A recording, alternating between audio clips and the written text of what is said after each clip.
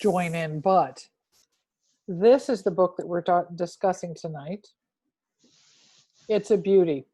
I read it and loved it and enjoyed every bit of it, and I highly recommend it that you give it to everybody you know for the holidays, because that's what you should do. Um, for those of you who have not attended one of my events before, we ask that you stay muted until the Q&A, and then I'll invite you to unmute to ask questions or express what you want in the chat. Keep talking. If you want to put a question out there, we'll come back to it. Whatever. I'm seeing a lot of highs and welcomings, and that's exactly where you should do that. If you're not familiar with Zoom, at the bottom of your screen, there's a little icon that says chat. You touch that, it opens up a screen, and then you can talk to all of us that are here. And that's how we're going to do it. This is going to be taped, so you can come back and revisit, because I have a YouTube channel that I'm going to put it up on, so we can all enjoy it again. I'd like to tell you a little bit about our author this evening. Vesper Stamper was born in Nuremberg, Germany, and raised in New York City. She married filmmaker Ben Stamper right out of college, and together they have two wildly creative children. When Vesper earned her MFA in illustration from the School of Visual Arts, Ben gave her an orange tree. She illustrates and writes under its leaves and blossoms at her grandfather's old drafting table in the pine woods of the Northeast. Follow her on Twitter at Vesper Illustrat, and on Facebook at Vesper Illustration, and learn more about her and her background.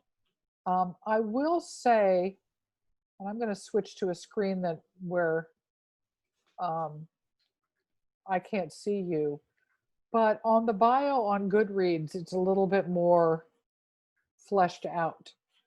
Vesper's the winner of the 2019 Sidney Taylor Book Award, a Morris Award finalist, a National Book Award nominee, National Jewish Book Award finalist, Golden Kite Honor Book, White Raven International Youth Library, and Best Books of 2018 by Kirkus, Yalza, and Wall Street Journal. That's no small thing. Nicely done, Vesper. The first book that some of you may or may not be familiar with, this is the award winner. And so that's What the Night Sings. And tonight we're going to talk about A Cloud of Outrageous Blue. So I'll turn it over to you. Well, it's great to see you guys here tonight. And you'll have to excuse my technology issues. I bought these fancy AirPods to be able to do this, like, so free and everything. And oh, well, it's the way the Apple product crumbles. But anyway, I'm an author illustrator. I come to writing through illustration. I was an illustrator for many years before I even thought to write anything having to do with long format fiction. I was always that kid in school who just thought, oh, those are the writer kids and I'm the art kid. And every time we would get some kind of creative writing assignment, I would freak out and break out into a cold sweat and think, oh, I'm not a writer, And so, it was maybe 16, 20 years of being an illustrator before I decided to, or actually before fiction kind of fell in my lap. And I wrote this little story one night on New Year's Eve, about 2010, of this little character that I was drawing at a New Year's Eve party. And she was the first one to really jump out at me as a character of my own. And so I started writing her story, and long story short, I took it to a writer's conference, and the editor that read the first 3 chapters of this said, you can write, and you should write this, and you have something to say. And no one had ever said that to me before. So I just kind of took it on faith that he was onto something and that he saw something that I might not have seen. And so I finished that novel. It's not published, but it gave me just the little bit of confidence that I needed to keep going. And so when the time came for me to go to grad school, I chose an illustration program that had a strong writing component, and that is where I wrote What the Night Sings, which got picked up while I was still in school, and it was just a shock to me. And lo and behold, now I write historical fiction for young adults, and I couldn't not illustrate that my work. For me, words and pictures, they're just two different media of painting. So whether I'm painting with paint or I'm painting with words, to me, it's all just creating imagery and painting imagery. And so in terms of A Cloud of Outrageous Blue, I have always been a medievophile. I'm that medieval nerd. I've been part of reenactment groups, and I've done the Ren fairs and worn the pointy ears, and the whole thing that is not historical, but it has basically fairy tales and fantasy were my bridge to the Middle Ages. And for a kid who failed English and failed history in high school, um, the fact that I found myself to be such a lover of the Middle Ages also came as a surprise to me. But I always knew that once I started writing, I always knew I wanted to write a book about the Middle Ages. And so that's what A Cloud of Outrageous Blue is about. It's about the Great Plague of 1348. So that was not planned in any way by me or my publisher to have that book come out in the middle of the plague year that we find ourselves in.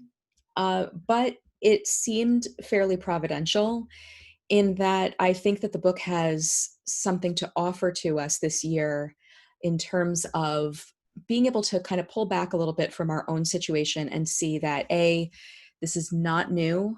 We've been through this before, as you know, in human history on much greater scales, and that there will always be forces beyond the pandemic that will use the pandemic to in opportunistic ways. And so I think what we're seeing with the back and forth about the election and with the civil unrest and all of that, let's just say that none of it caught me by surprise. I have watched 2020 pan out. I was going to say 2048. I watched 2020 pan out kind of exactly as it did back in 1348. Let's hope that what comes after this is a renaissance and not the complete breakdown of our culture and society. So this is a book about several things. It's a book about perception. It's a book about growing up different. It's about who gets to be called a saint and who gets to be called a heretic. And it's a book about history itself. It's about land holding memory. It's about the continuity of history and how history is neither linear nor cyclical, but it's layered. And so to understand our own time, we have to constantly be asking ourselves what came before and before and before and before. And in my mind, you can draw a very straight, clear line between where we are today in 2020 all the way back to 1348 and in fact beyond. And so I think the lessons of history really have something for us. But this is not just a history book. This is a book about a character, a particular character, a young misfit, an artist, and somebody who finds herself doing something extraordinary with an ordinary life. So with that, I'm going to read you chapter 1 and give you a little bit of introduction into Edith's world. Winter 1348. Everyone in the canvas-covered cart is asleep. 4 other travelers nestle into the deep straw of the wagon bed, strangers all of us, except for a father and his son of maybe 9 or 10 years. The old monk there's a snorer, and it takes him the whole trip to get his bones comfortable. When I got into this cart, the only space had been next to the woman with the gray hair, the pink fleshy face, the gentle-eyed reticent smile. She made as much room as she could, but someone's knee or elbow is always in my side. Like the proverbial thorn. That's what Ma'am would have said. Tusmore Village, says the driver. Everyone out who needs a piss. The monk needs help getting out, so I lend him a hand. From the gap in the cart cover, the white winter sun blinds me, and when my eyes adjust, it's like I haven't left Hartley Cross at all. They look the same, these villages, and each one makes me hurt for home. I don't dare leave my satchel in the cart for curious eyes or fingers. It wouldn't be right to say that all of my worldly possessions are here in my stitched up bag. Most things I had to leave behind. The blankets, the cooking kettle, Pounce barking me home, and Juniper winding around my ankles with that deep purr. The sheep, the trees, the forest trail.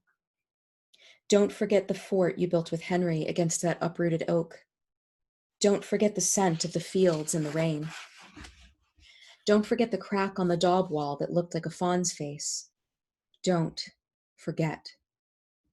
I reach into the satchel and run my fingers over each item until I feel the drawings I made of my parents. What's left is barely discernible, the fine lines made with the brass stylus on fire-browned parchment, burned in a moment of anger. Don't forget Dad's face, and don't forget Mam's face, and don't forget baby Sis's face, nor even your brother Henry's. I would have stuffed the entire house into the satchel if I could, but I only took what fit. Mam's cloak and dark woad blue gown, the small clay honey pot Henry gave me, my best willow charcoal twigs rolled in a piece of linen to draw with. I hold the stone cross from Mason and sense his impact on it, his hands shaping and smoothing it. And don't forget Mason's hands. I may have to surrender all these things when I get to the Priory, but it's a risk worth taking. They're all I have left of everyone I love. It was only yesterday mid-morning when everything changed. Edie? Henry's voice was alarmed. He shook me, shook and shook. Edie, wake up. I stirred, shoved his hand off my shoulder, and looked sideways at my big brother. Suddenly, everything came rushing back like a tempest. Dad's murder, Mam's death birthing little baby Sis, Mason avoiding me just like the rest of the villagers, the fear of starvation, the intensifying fights with Henry as we got more and more desperate, death and loss and fury and hunger. Get away from me, I grunted, rolling back over it. You weren't waking up, he said. Are you all right? No. Henry ignored me, grinning, almost dancing with excitement.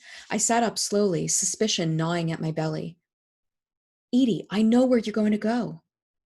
Henry, we talked about this, I reminded him. You said we were leaving together in the spring.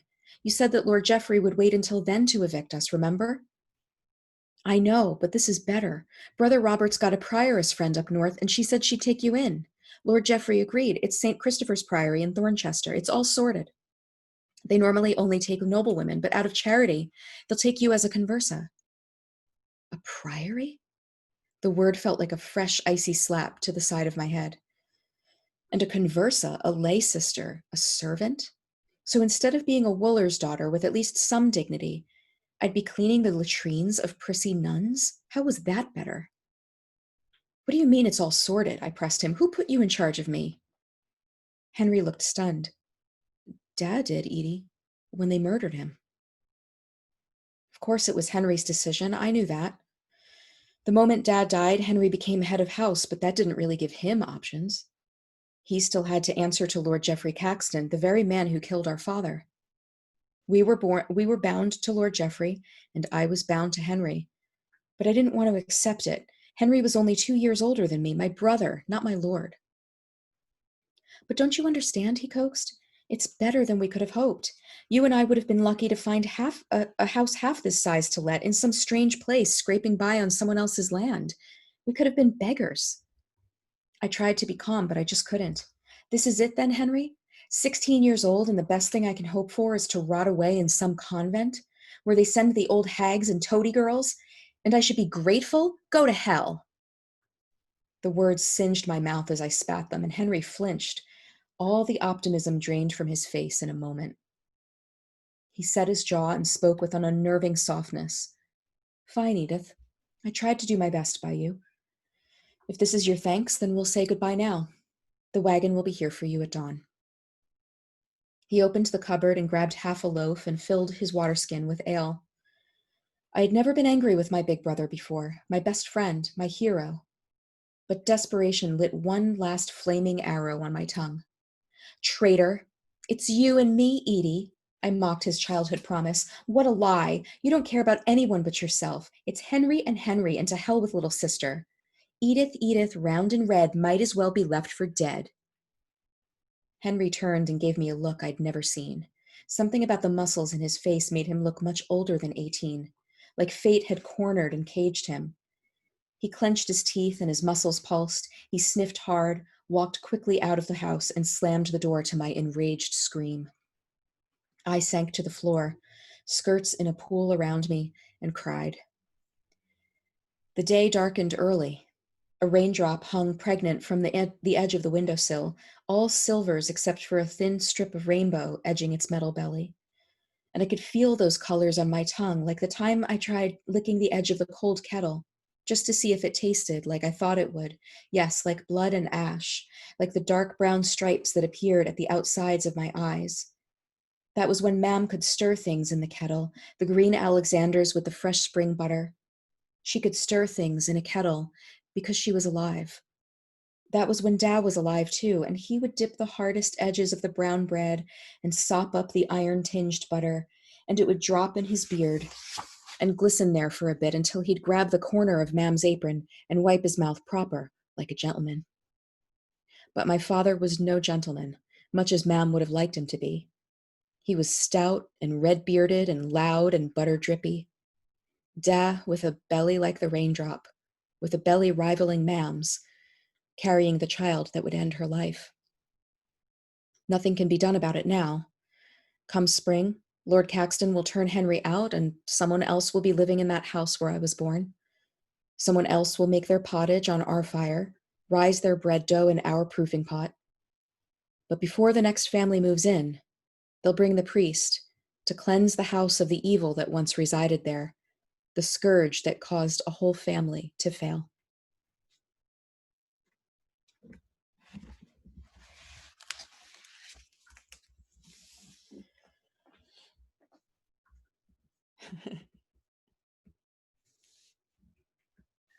Thank you, Vesper. Wow, that was great. Um, None of you have read, I don't know how many of you might have read the rest of the book, but for those of you who have, it is a great way to start a book, but it is such a wonderful story. So I do, and we've got some new people. This is the book that we just heard the first chapter of. Um, I think what you're going to do is show us a slideshow. Is that Yeah. now, or are we going Oh, to? I see Anita just asked that. Yeah, I'm going to show you some of the some of the artwork from Cloud of Outrageous Blue and tell you a little bit about how the illustrations were created. Oh, I think because I signed back in, I'm no longer a co-host. Sorry about that. Oh, Yeah. let me get over to participants. Sorry about that. Yeah, no problem. Let me find you.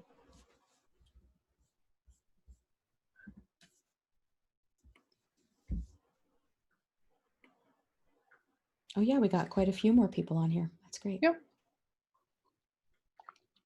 Okay. There you go. You should be all right. Great. All right, so before we do anything else, I want to just say that because we're not doing physical book signings, if you buy from Alice, obviously you'll get a free signed book plate with that.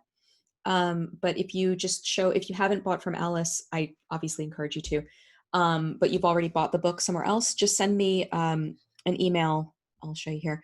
Just send an email to vesperillustration@gmail with your proof of purchase, and I'll get a bookmark and book plate out to you. So obviously buy from Alice first, but I want to make sure that everybody gets their swag. All right, so here are some of the illustrations from the book, and the approach that I took here was that I wanted to. So Edith has what we now know as a neurological condition or phenomenon. It's not really a condition, called synesthesia, where she has an overlapping of the senses. And so she sees sound as color. So when a particular sound comes into play, she'll see, different colors manifesting before her eyes, and she'll feel emotions in her body. She'll even smells or tastes, have color associated with them. And so how do you depict that? It's enough to try to depict it with words. I mean, that was really challenging. And I had to interview a lot of friends with synesthesia to do that, to make sure I was getting it kind of accurate, how they would describe it. Um, so with What the Night Sings, I had illustrated that in this same black and white ink style, but this time I wanted to bring that color element into it. And so I depicted the mundane world as black and white, and then so that her sensory color perceptions could really come to the fore. And so this is a scene when she realizes that her secret is out, and that the village kids know that she has this weird phenomenon happening to her. All right, so uh, to write any book, you fill a lot of notebooks, but to create an illustrated novel with over 40 illustrations in it, I went and pulled everything together that went into the preparation of this book, and I keep finding more sketchbooks that I didn't realize I had filled. It's up to 10 now that have different like bits of the story and preparatory drawings, excuse me, and like on-site drawings. I lived for a little bit of time in France and spent a bit of time in Iceland, and so all of that travel sketching went into the story. And so here is an example of one of the illustrations in the book, and I'm not going to show you the final for this one, but this is sort of it's the money shot. It's like it's what the book gets its title from. And so it started as this sketch on the left here. And, at first I wasn't sure if I was going to illustrate it in ink, but, in trying out some different experiments and trying out different points of view, whether I was going to show her from behind or in front. And so those are some of the experiments with that. And then here is another piece that I actually don't show the original sketch here. I can't find it. It's not even in these sketchbooks. It's prior to that. But I just loved this kind of Chagall, homage to Chagall, of this like kiss, this magical kiss, right? Kind of almost coming from heaven, And so these were some of the experiments that I did for that. And then this is the final piece in the book. So this is one of my favorite pieces. I can't stop looking at it. It's nice when you feel like what was in your head actually made it out onto the paper. That's not always the case. But I wanted to not just capture Edith's synesthesia, but also like that feeling of young love and first love and all of that. So here's another one where the sketch on the left is what I sent to the publisher. And this was one of the first ones where I had made that distinction between the mundane world and the sensory world. And so this is the final piece from the book. And I was able to just keep pushing that idea more and more.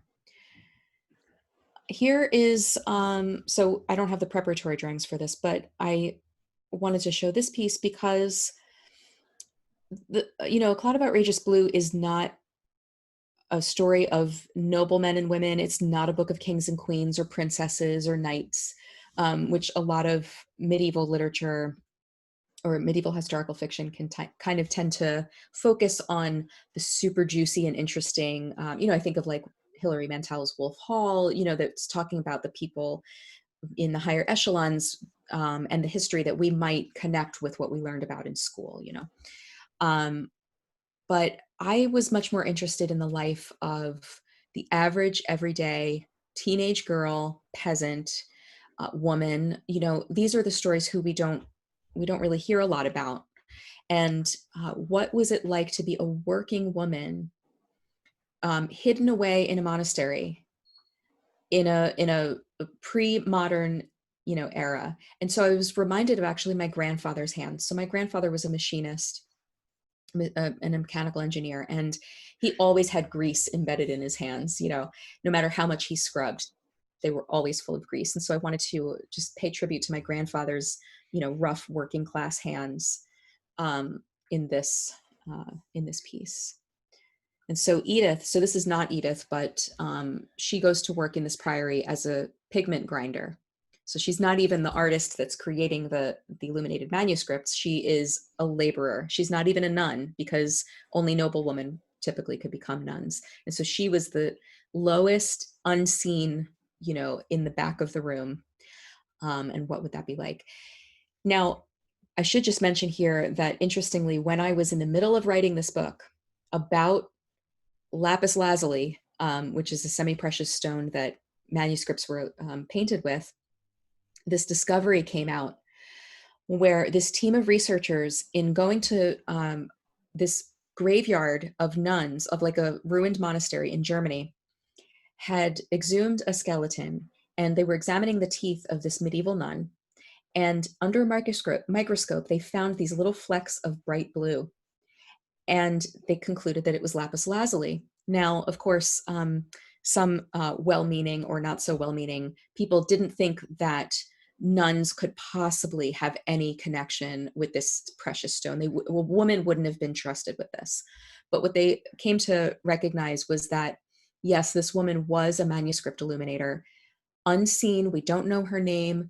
And yet she would lick the edge of her paintbrush, the tip of her paintbrush, day in and day out, to create these beautiful, precious manuscripts. And so even in death, and even, hundreds of years later, her body was filled with jewels. And I just thought that was such a amazing thing to think about, that even the most unseen and hidden life is so, so precious. This is a depiction of Edith's anger.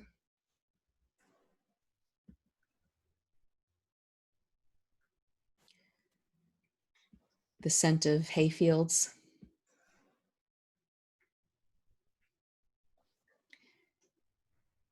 I can't give this part away. And then this is actually from the scene that I'll read you next, but we'll get there. And so, so also what I wanted to do with these illustrations was pay homage to the Golden Age illustrators, who were kind of the last to really meaningfully create illustrated novels as a form. So that's not something that we're really used to now, but it absolutely was standard, 100 years ago. Illustrators like Arthur Rackham and John Bower, Cruikshank, who illustrated all of Dickens, we're familiar with illustrators like that, or, illustrated Jane Austen books and things like that. And so I wanted to pay homage to John Bower in particular, with his very moody kind of look. Oh, that's for later. Okay. So Alice, what do you prefer that I do here? A short reading or the game? How's our time getting? Our time is good. We've got it. We're about, we've got plenty of time. We could play. I know Anita's saying those trees are wonderful. They are. We Thank could you. play a little game. Okay. Yeah, And let's then play a game. and then keep going with the reading. Great. So I should have given you a little advance notice that it would be really helpful if you had a pen and paper nearby for this game. Mm-hmm. So the game we're going to play is Bookshelf Bingo. So this is a collection of books that were influential in the creation of this book, A Cloud of Outrageous Blue. And so I want to know how many of these you guys have on your bookshelf. And so what I'm going to do... Alice, Sorry. you cannot play. I can't play. I'm sitting in the bookstore. Oh yeah. So even if it wasn't your home, you totally have the monopoly on this game. So what I'm going to do, okay, so I'm going to give you a minute to write down any of these books that you have, and they can be in your possession now, or they can be books that you've taken out of the library. If you've taken them out of the library, you have to have read them cover to cover. If you have them in your house, there's grace, because we all know that there are those books that sit there and we don't, we read half of them or whatever. But so just take a minute, write down any of these that you have. Let me see if I need to clarify any of these. So any Enneagram title means any book on the Enneagram, which is a personality metric. if it's Lord of the Rings and the Hobbit, you have to have Lord of the Rings and the Hobbit. Okay, not separate. Guise, any title, is Frances, and I forget her husband's name, Guise, who are writers, nonfiction writers about the Middle Ages. Let's see. The Buried Giant is by Kazuo Ishiguro, who wrote Remains of the Day. Hildegard von Bingen can be any title of hers.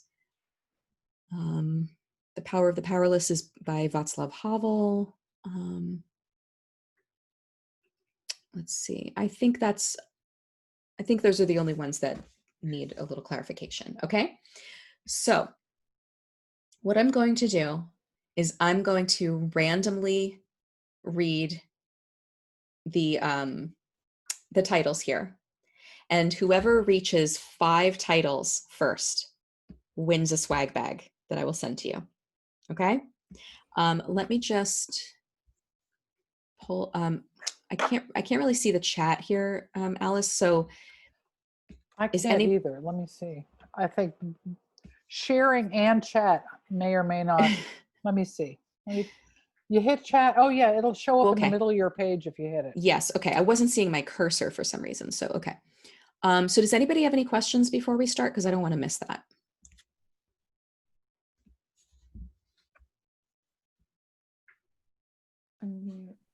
So Alice, how do you get the chat to do, ours is only doing private. Let's say everyone. You drop down where it says privately and you can pick everyone at the top. You scroll up to the top usually. I see it. Got it. Thank you. You bet. Okay. So here we go, you guys. Are you ready? Okay. So I'm just going to call these randomly, and then you check them off as you have them, and the first one to hit 5 wins. Oh, did I just draw that red line? Maybe you did, Alice. I'm not sure. Nope, Anyway. I'm not touching it, I swear. Oh, weird. It was so strange. Okay. Ready? Okay. Beowulf. Jane Eyre. Guise, any title. All the Light We Cannot See. 3. The Silmarillion. 4. Canterbury Tales. 5. Who was it? It's me. Put on the, Video mute. no, you got it. Do I have it? It's Catherine Lucia, Chris's wife. Are you kidding? I'm an English major. You even have Guise? You even have Guise? No, but I skipped that one. I had Beowulf, Canterbury Tales, Jane Eyre. What was the other one you said? Oh, the Silmarillion, and All the Light We Cannot See. I actually have read or had 9 of them in my life. Good for you. Amazing. And Rebecca says yes also. She has yes. Me too. Oh, excellent. Good. Great. Okay, so we've got 2 winners. Awesome. Oh, fantastic. And Robert Zuperoli has them. So there's 3. Wow, you guys good. Okay. All right. So bookstore events are where it's at for bookshelf bingo, I guess. Excellent. Good. Oh, congratulations, guys. Okay. So Alice, you'll get me their addresses and I can mail those. Okay, awesome. Do you want to play one more round? Sure. Okay. All right. I'm going to make this one a little more challenging. Okay. The Once and Future King. My Name is Asher Lev. Power of the Powerless. Sabbath. Holy Bible. Art and Fear. The Buried Giant. Somebody get it? Oh, I heard a pop. Free Space. So it's a wild card. And then, so like give yourself a check mark, just like you get a free one. And then let's see, what will be, Animal Farm. Rebecca, was that 5? If you won already, you can't play again. Oh, she's already won. Yeah. Okay. So should I keep going? Is anybody close? Okay. I may call out some repeats then here. Let's see. Anita has 4. Okay. I've got 4. Robert's Okay, got 4. but you guys already won. And I think, yeah, okay. You can play, but you can't win. Let's see. Brothers Karamazov. Did I already say that? No. Did you do that? No. Anything by Hildegard. No. Rule of Saint Benedict. I'll say Jane Eyre again. Robert, is that 5? You didn't read Jane Eyre? Oh my God. No. Catherine won. I married Catherine. you and not knowing it? Okay. Anita, No. Catherine, which Catherine is this? Not Lucia. Okay. C-A-T. And I already won in the first round, so, you know. Yeah, no winning again. No. Not me. Not Catherine Lucia. No, it Okay. isn't. But the rule, I've got Anita and I've got Anita and I've got Catherine Adronic, I believe it is. Okay, Close so enough. so you got 5? They got 5? They got 5. Those two. Yay! Congratulations, everyone. Oh, But that was cool. Saint Benedict's Rule and Hildegard von Bingen, anything, you know, the illuminations of Hildegard von Bingen are actually beautiful. So. Yes, they truly are. Yeah, she was, Hildegard was a major influence on this book. Yeah. If you did murder mysteries, I'd beat you all. Yeah. I didn't even have 5. I don't know. Oh. Well, you know, everybody's got their genre, and mine is these weird things. So. And I did college theses on Dostoevsky and Tolkien. Okay, it's perfect. Wow. Perfect. And King Arthur. So Oh my gosh, great. Well, awesome. Congratulations, you guys. Should I do another reading? Yes, A little please. short reading. Okay, so I'm gonna do. Oh, did I do that? I think I did, but oh, what that? Hold on.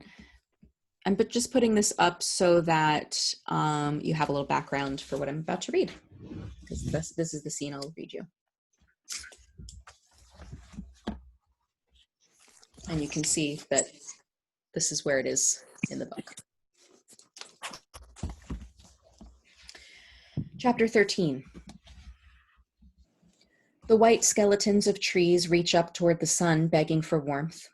A late spring snow casts a pale shroud over everything, dusty and disintegrating, the wind peeling it away a layer at a time. But plump snowdrops are starting to push up from the frosty ground, and the hellebor's miraculous blooms hover over mounds of star-shaped leaves. From the array of baskets on the shed wall, I choose a shallow one and lay down a damp cloth to wrap the stems in, take the shears, and go out to collect the early flowers. Past the churchyard and stables, they grow thickest against the priory wall. I miss clipping garden flowers with Mam. I can't help thinking of how this all could have been so different. Spring, when cows are in the early grass, is the best time for milk. It's rich and fat and even a little yellow from the field flowers. There's nothing slight about the butter it makes, or the thick cream spread on warm bread. I had finished the afternoon milking, and by the light of the late evening candle, I took the cloth from the top of the clay pot and skimmed off the risen cream. Even in the almost dark, the slow pull of spoon through milk rippled soft hues before me, the strong, round smell of it. My father appeared, sudden but hushed, in the doorway of the cow barn. "Come here, Edie," Dad whispered. "Do you want to see something wonderful?" I covered the milk and cream and followed him into the sheep shed. The last ewe was finally lambing in the dim light. We watched the late lamb tumble out days after the other sheep had given birth. "Isn't it a miracle?" he said, his eyes sparkling. "Think of her waddling around the field like a ball, just a round old sheep and you can forget there's a life in there." "Like Mam," I smiled, pressing my cheek to his arm. "Just like," Da said, pulling me close. "Da, will she be all right?" "What, the ewe? She'll be fine." "No, I mean Mam." After all the other babies she's lost, she's tired and older. What if something happens? Da sighed. The mother sheep licked her baby clean. The little one trembled and fussed. Edie, you know I've never lied to you, don't you? Yes, Da, of course. Then I'm going to tell it to you true. You never knew my mam and Da. They died in the famine when I was a boy. But my brothers and sisters and I, we went on. We took what they taught us and the love they gave us, and it was enough for us to fight with. If anything happens to your mother, she'll have given you enough. You'll have what you need. But it's not about what I need. I couldn't live without her. She's the only one who understands. It's not only the people who are like you who can understand you, Edie.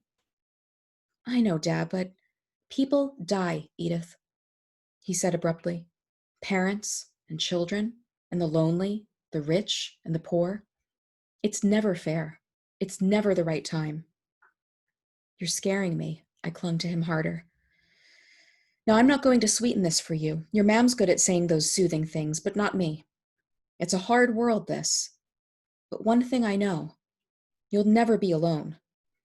Even if you go off and live among strangers in some far place, the right folks will always be there.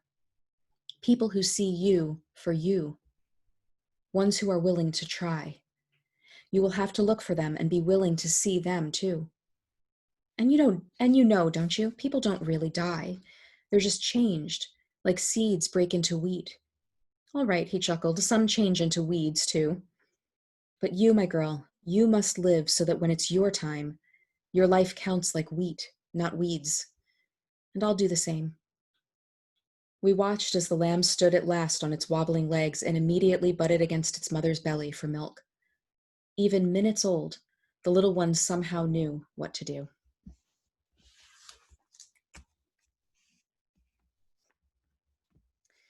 And with that, I think that we can do some questions. I think so too. Thank So you, I have a Vesper. question. It's always wonderful to hear an author read their own work, you know, because you hear your voice. So thank you. Thank you Thank for you. that.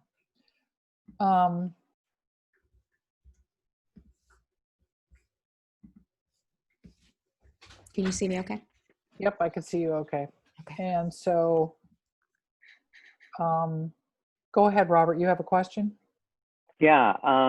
What made you choose the setting of a monastery as you know for most of the setting of the story, and how much research, how much time did you spend getting used to the life that is involved in Western monasticism? Well, I have friends who live in a monastery. I've visited several monasteries, and I've always been. There was a time where I actually considered becoming a lay sister before I got married, and my husband talked me out of it. But you know, my name is Vesper, and so you know, I kind of have a little natural affinity toward you know, at least learning where my name came from, right? And so even though my life is not nearly as rhythmic as it should be, that has always held a lot of interest for me. And so I also am really intrigued by and the nun story that I told you about with the blue teeth. That kind of really fit into this idea of like what makes a life count. You know, what makes a life, what do we, you know, in an age of celebrity, and now in an age where everybody's a celebrity because of social media, and everybody thinks that they have to that they either have to or get to put all their opinions out there. What about the people who never get, you know, their 15 minutes of fame? Like, do their lives count? You know, I grew up among working class people in New York City. Like you know, these are people who other people despise, and yet this is who I came up with.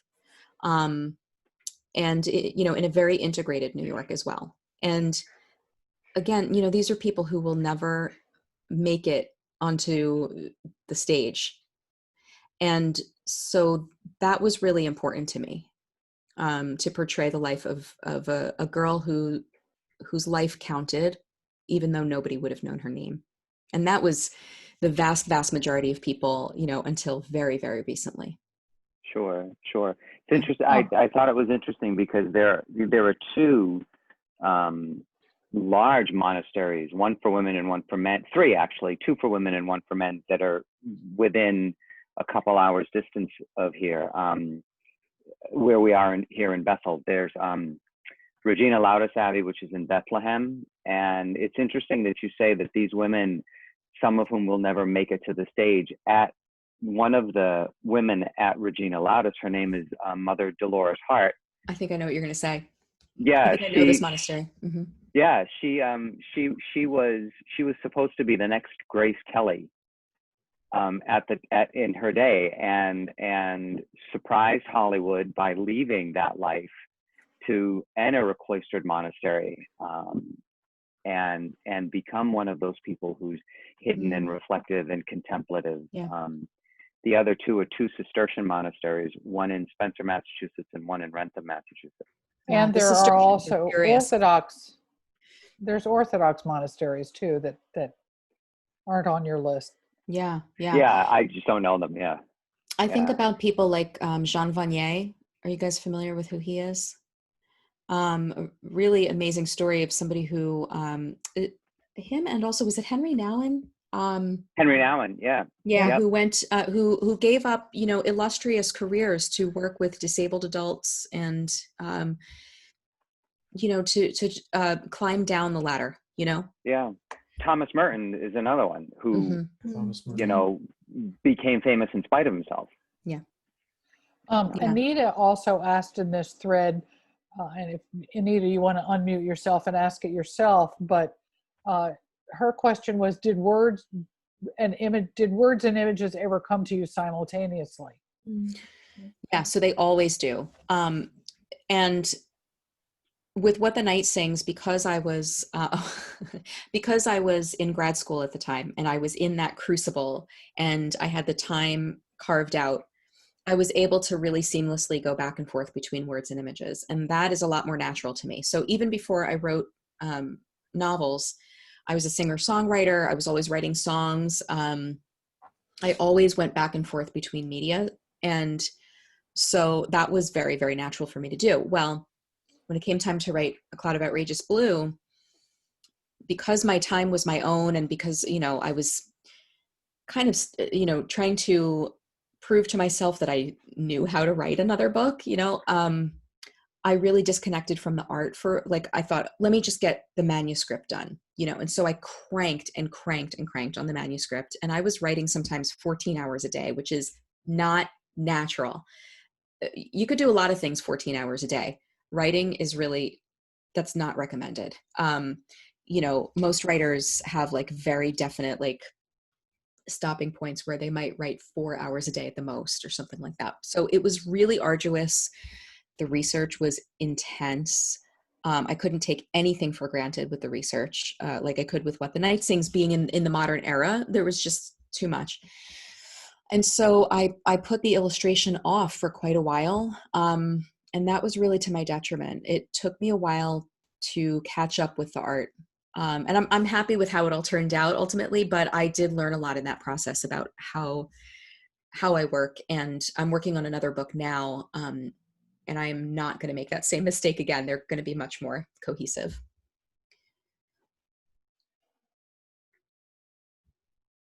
Okay. Next question. Anybody else? Unmute yourself. What age range do you, what age range which family's kids am I looking for to give this book to? Great. So it's grades 9 and up is how it's being billed. And I think that's pretty accurate. I think the things that, with What the Night Sings, they recommended it as young as 7th grade. And I did not feel good about that. Holocaust stuff is, before high school, you take it up to the gates of the concentration camp, but you don't go in. And now more and more educators are starting to go in earlier. And it's not right. It's not right for kids' development. So I really take that very seriously. And I would say, yeah, grades 9 and up. Okay, Feels good to me. thank you. Yeah. I see here in the, that Joyce asked, did I hear you call her a converso? She was Jewish. No. So actually, I know, right. So the converso movement in Spain was like forced baptisms or baptisms of Jewish people to avoid persecution. And so that is not what I'm talking about. I'm talking about, so a conversa, the word was also used to mean a laborer in a monastery. So just a laborer, not a religious. So thanks for asking that question. It's actually, I was wondering when that was going to come up.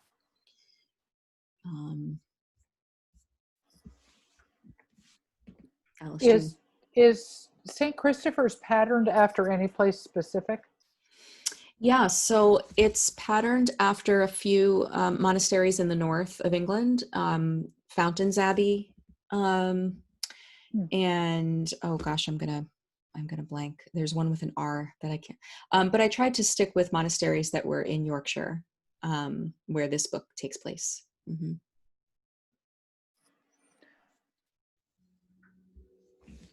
I have a question. Forgive me for not being more conversant with your work, but isn't it, you have done illustration for other authors, right? Yeah. And I Picture wondered books. about the difference in doing that, and how difficult is that compared to doing your own vision in your own context? They're different sets of issues. So I actually really love illustrating for other authors because there's a whole lot that I don't have to do. It actually becomes, fairly restful and pleasant in a way that the novel writing is very arduous for me. I still love it, and I have no complaints, but it's very, very taxing. Illustrating my own work in that regard, it does come from like a deeper place than illustrating for others. Like it's more from my heart for sure. I just finished illustrating a picture book biography of Jane Austen, which was super fun. I saw that. Can't wait to see it. Yeah, and that was just pure pleasure. It was like pure pleasure. Both because I got to kind of walk in her footsteps, but also like the style, I tried to keep it very bright and, pleasant and fun. Well, maybe you can do the Brontes next, and that'll be a little different. That'd be a dream. That'd be a dream. Yeah. Actually, I did an illustration of Emily Bronte for National Poetry Month. I did an illustration of No Coward Soul Is Mine. She's one of my favorite poets for sure. So. And I saw that somebody said Rivaux Abbey. Yeah, that was it. Thank you. When you do the history research, do you always go to the place, or do you do it? I mean, tell me about your research with the history.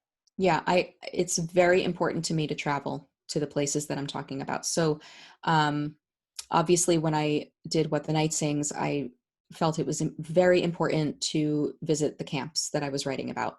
And so that was very intense and very necessary because I am a very, very sensory person. And there is something about traveling to the place that you're writing about and feeling the air, the texture of the ground, just what you notice in terms of sights, smells, and sounds, what it feels like to interact with other people in that space. All of that goes into the writing, and that's really, really important for me. And so actually the next book that I'm writing, which I can say now because it was announced, I'm writing a book about the Berlin Wall going up in 1961. It's a spin-off of What the Night Sings. And the fact that I can't go to Berlin right now is like killing me. It's all I can do. I'm trying to think, okay, what can I do in the meantime, to try to gain as much, of that sensory stuff as I can before that I can travel. And I'll show you actually that I've started putting up maps of Berlin on my wall, like old subway maps and I had to really hunt for ones that were both Wow. before and during the wall being up. So that was kind of a fun treasure hunt. So yeah, whatever I can do to kind of get the place really like in my body and consciousness, I try to do. Eating the food that's around there, marking the space, the time it takes to travel, all of that. Yeah. Well, Sherry just posted, I have a piece of the wall that I'll loan you. Wow. Cool. Very cool. When That's did you? another story, Sherry. We need to hear I, about I that did at some not go. point. My friend went and chiseled it out for me when she was there. Come on. That's When it awesome. was coming down. She was dating a guy from, one of the German military bases. So they went to Germany and the wall was coming down and she went and got me a piece. Incredible. With I graffiti remember on it. that. Oh, that's cool. I remember that very, very distinctly because I was Yeah. coming of age right at that time. So that's had a huge impact on me. Yeah. You used an expression that I need clarification for. I mean, I get a sense and a feeling from land holding memory. Hmm. Yeah. Okay. So originally this book was going to be completely different. It was about something totally different. And it was about, gosh, should I tell you what it was about? So it was about a family ghost story, basically. My grandmother believes that she saw the ghost of Elizabeth Seton in a graveyard in Staten Island. Elizabeth Seton she has a strong tie to Staten Island. And she had taken my aunt to counseling at the church. And she saw this woman walking by in, 19th century garb and calling her. And so she went into the rectory thinking that it was my aunt calling her daughter. And the woman disappeared, right? So I thought, okay, well, this is really interesting. So here's this graveyard in Staten Island that's from the 1600s, right? And then there's this woman from the 1800s walking through it. And then there's my aunt and my grandmother in the modern day. And I thought, how much has happened on this ground? How many things have happened? How many families have stood there and buried loved ones? How many, and just as a historical fiction writer, it's like, this is how I think, and when I said earlier on that, you could draw a straight line from 2020 all the way back, to the plague and beyond, we can come to understand why we're in this place that we're in by what came before. It's not just like, oh, the lessons of the past. No, it's real. We are so connected. It's like geologic layers built up on one another. And so when you go to England, in particular,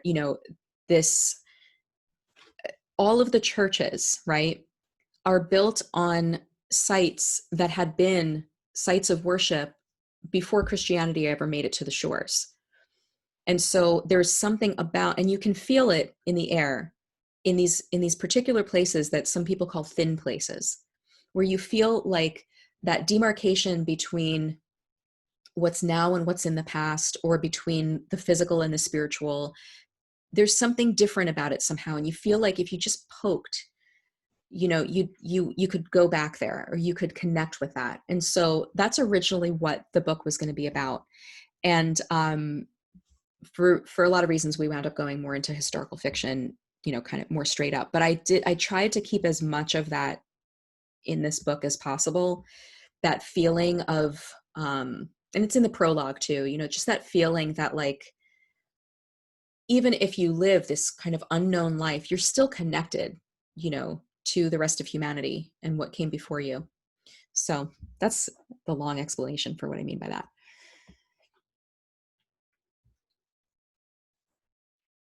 I asked a lot of my questions. What other questions does anybody else have? So I put one into the chat. So Vesper, did you travel to the medieval cathedrals and chapels of Yorkshire? I didn't get up to Yorkshire. So there were a couple of trips that I took for this book, but they were all mixed in with other things. So I did live in France for a few months. And so I got to take in a lot of that. And particularly, I was living in a medieval, like a village that had, had really preserved a lot of its medieval character. And so that was really influential for that feeling of like village life. But I did one of the places that was really influential was in Winchester, the Hospital of St. Cross. If you're familiar with that. That one I'm not, but I have studied the medieval cathedrals of England, and Yeah. I'm curious, what's the energy like in those medieval villages? Are those the places where you get that thin spot? I didn't really feel it so much there as, so in Oxford, there was a holy well. You had to take this, what was it, mile-long walk or something to this little village called Binsey. And there was a tiny, tiny church there called St. Margaret's Binsey. And there's a holy well there. And it's actually the well that Lewis Carroll refers to in Alice in Wonderland called the Treacle Well. Mm-hmm. And it was associated with a saint named Saint Frieswide, who was, I think maybe the patron saint of Oxford, something like that. But there was something about that place that felt, I mean, a lot of what I describe of the town of Thornchester and some of that really went in there. The place that I've felt that the most is actually on the Outer Hebrides of Scotland. I got to go there, a number of years before when I was working on that first little novel that I wrote. And I lived there for a couple of weeks, and that really got in me. That place still haunts me to this day. It's on the edge of the world. It's Have funny. you been to St. Brendan's Island? Mm-mm. St. Brendan's Isle is off the Hebrides. Mm-hmm. There is currently a monastery being built on Mull, on the Isle of Mull. Yeah. It's the first monastery in Scotland for 1,000 years. First Orthodox monastery in Scotland for 1,000 years. And it's built on the relic of a church that was originally built by Saint Ninian in the 7th century. Wow. There's a tremendous amount. There's a Father Seraphim Aldea has pilgrimages, and you would find a lot of thin places in those pilgrimages. And St. Brendan's, yeah. I sat on the stone outside of his beehive cell, and I was sitting there, and I suddenly thought just what you were saying. I am sitting where St. Brendan sat. Yeah. And that's exactly what I'm talking about. And, people who visit Israel or, visit any of these places where, and I mean, in England, all of the cathedrals were built on like smaller, Norman churches, Saxon churches, like it's there, we all can describe that feeling. Oh, like even the George Washington slept here kind of thing. It's like, there's something that you either like, you have that moment of realization, or you realize that you should have that moment of realization even if you're not feeling it entirely. It's like, oh, I really am connected. Like if I were George Washington and I looked forward in time and saw me standing right here, like what would I think? Yeah. It's interesting. Although it was very commercialized because of the Dan Brown book, I have been to the Rosalind Chapel in Scotland. Mm-hmm. And when you were talking about the thin air, I was thinking about that might be the first time I could identify with what it felt like there. Mm-hmm. Mm-hmm. It's very modest. I mean, it's this tiny little place, but it's extremely magical. Mm-hmm. And I've also have been reading that, and I can't remember exactly, but they're like these energy lines that go around the world, but especially ley lines. Europe, the ley lines. And when you look at the ley lines, many of the medieval chapels and church cathedrals in Europe are built where they converge. You can almost draw and connect the dot map with that. So it's, something to be said about the mystery of the thin air, as you call it. And I mean, of course we don't understand, we don't have full understanding, and some people would totally write that kind of thing off, but I remember years ago in college, I had a sort of, I'll admit it, I had a sort of anti-Catholic bent, and I was talking with somebody in a chat room. Remember what those were like in the 90s, chat rooms? And somebody explained it to me that, I was asking, like, why do people talk to the saints? It's just like curmudgeonly me at, 19 years old or whatever, thinking I knew everything. And this person said to me, oh, but don't you understand that the saints are more alive than we are? And I thought, oh, well, actually, that is what I believe. I'm a Christian, and I do believe that. I do believe in the eternal soul, that the soul does live forever. And that's very cool to think about, Mhm. It just gives you pause, Was it difficult for you to write, was her name Agnes? Hmm. It was difficult because Agnes is And based. Agnes is the one who does, for those of you who've not read the book, Agnes is a character in the book that does not believe in Edith. Yeah. That's sort of the understatement. She's the antagonist for sure. But she's complicated. She's not a simple villain. Agnes was actually based on somebody, based on a real person, who had done me some wrong, who has subsequently passed away, which is really, really sad. But this is somebody who I had a long history with, who, turned on me and, quite viciously. And, but I had forgiven this person, a while in, and then we did have a chance to reconcile, to at least come to, just some forgiveness and some common ground before he died. And so Agnes was sort of my attempt at trying to understand how somebody finds themselves there in causing harm to somebody else. So yeah, You I mentioned, love I Agnes. guess, yeah, you mentioned I feel for also her. in the, I think it's the epilogue or the end notes, that Margaret was named for two members of your family. Yeah, my mom is Eileen Margaret, and my grandmother is Margaret.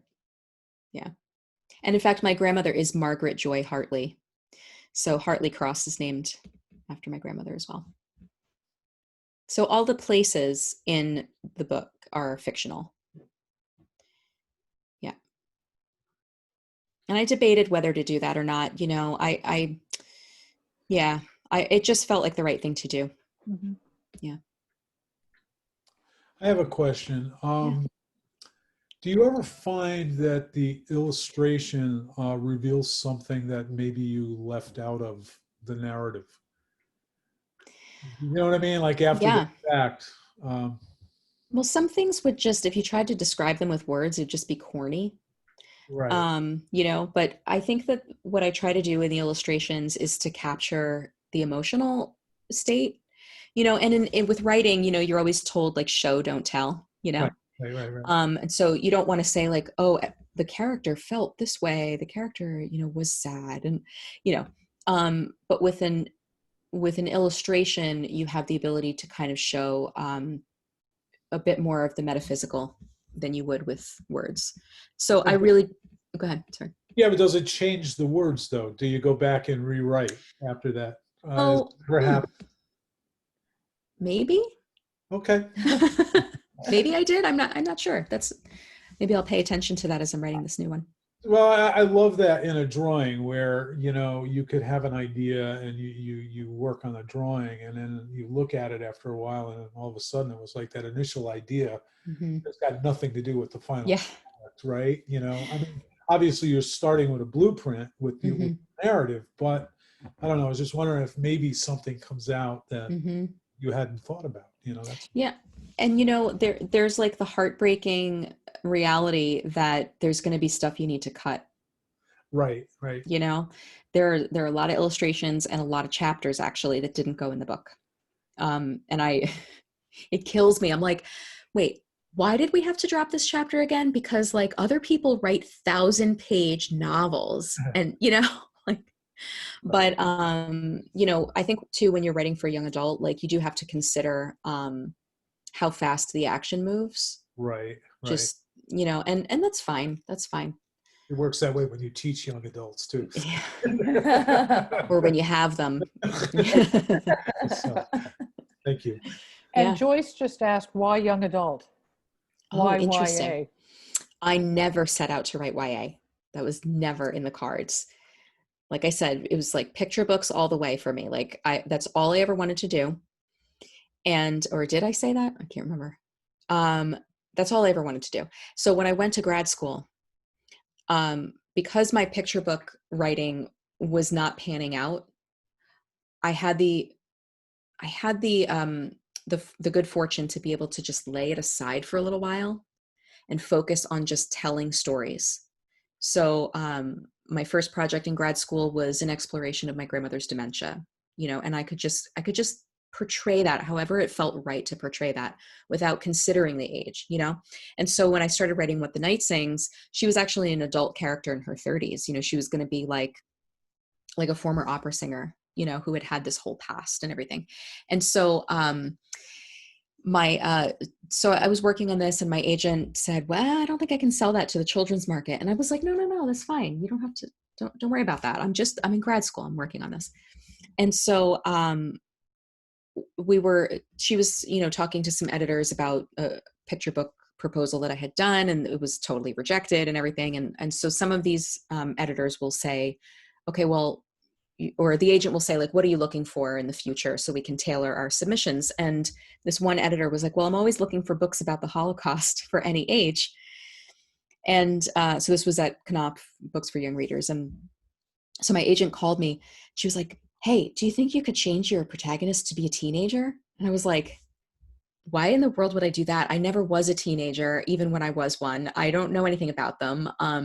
They scare me. They frighten me, and plus I would have to like dredge up all this other stuff, about myself. Well, anyway, I took her suggestion, and the book just downloaded. It just completely wrote itself. And so then the book was sold to Knopf, and lo and behold, I'm a YA writer. But yeah, I'm still getting to know the genre of YA. It's not something I'm really used to. It wasn't really around when I was growing up. So it's a fascinating genre. That's correct. Denise asked, how do you choose the colors? I'm so drawn to the colors in this book. Yeah, so at first I really wanted to stick close to a palette that would closely resemble medieval manuscripts. And so that's where I started, but I found that it was a little too limiting for the things that I was trying to describe with Edith, because her perceptions were so varied. And so I still kept it limited. I think you have like the pink palette, the blue palette, the green, and the orange. That's pretty much it. And yeah, I mean, that, just experimenting, like some of the sketches that I showed earlier, just seeing like, what's the right blue? What's the right, pink for this? Just a lot of experimentation.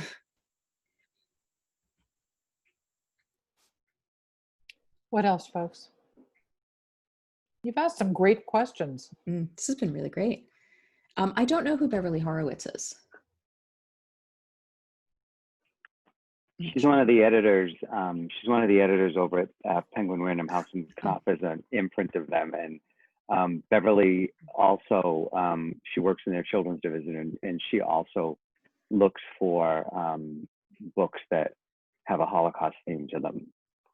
She's one of the editors. I love working with Beverly. She's amazing. Yeah, maybe I'll ask my editor if she knows her. Is she with Knopf specifically? I haven't heard her name. No, she's with Random House, actually. She's on the Random House side of Penguin. Okay. Yeah, I know whenever I go to visit, whenever I go to have a meeting there, well, which I hope ever happens again because nobody's there. Everything is so interwoven, and like it's really hard to know where Knopf ends and like Schwartz and Wade begins. Right. Yeah. So. Well, it's going to be more complicated now with Simon and Schuster up for sale. Oh my goodness! It's going to be either Random House and Hachette have both tried to pick it up, and that's I know it's just going to. Random House is just going to own everything, so we might as well just get used to it now. Anyway, anybody have any additional questions? because we're sort of winding it up organically, I think. Yeah. And I just want to remind you again, with your proof of purchase, just get the info to either me or Alice, and I'll get you your book plate and bookmark and everything. So that's been really fun sending those out. It feels almost like I'm doing signings. I know. I wish you could come here and sign some books. It's I just, know. we'll just have to work on getting there. Yeah. Hopefully we'll You be know. back doing that again. But thank you, Vesper. It's been an amazing night. Thank you It so really much. has. And it's been very enlightening. And, there's so much depth to this book. I think YA as a genre is really suited to, this is a large book. This is a large format book. Mhm. I'm not sure that you could do this for any other age group this way. Your publisher has given you so much latitude with format true. and all the pictures in it, and it's pretty Yeah. remarkable. They've really given me a gift, and I feel very trusted over there, and very fortunate. Yeah. And, I think this is, by the way, I'm not just plugging this, but I really do think that this would be a great book to give people right now. Yes. Just to give some context for what we're going through, and especially for, for the holidays. Well, Denise is nodding and she's read it before. Great. It really would be, because there's you can read it, you can see thematically how it can comfort people and enlighten people, and just there's so many touch points that it could hit. Yeah. And so I would agree. We are in such a meaning crisis. We're everyone's scrambling to understand, like, what does my life mean in all of this?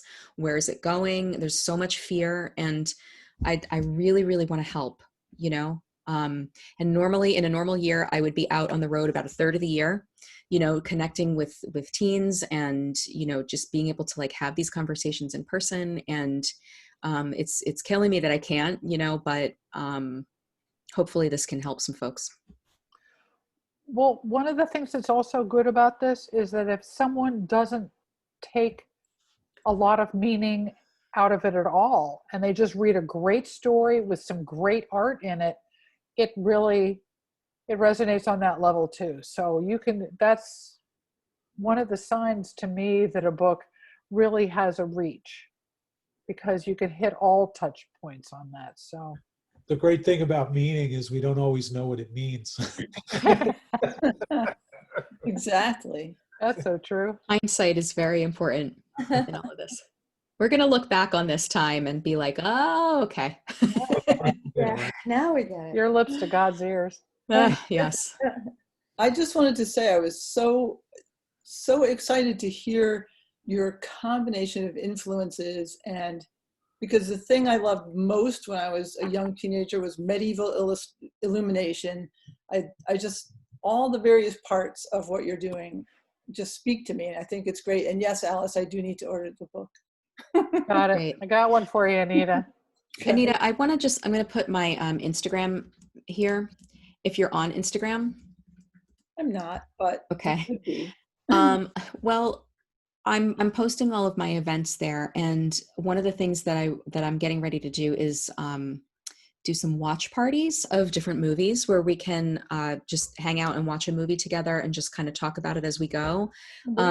I did it the other day with a really small group, like a little test group, and it was really fun, and we wound up having some great conversations. So and one of the things that I'm going to do with this watch party thing is the movie Vision, which is about Hildegard.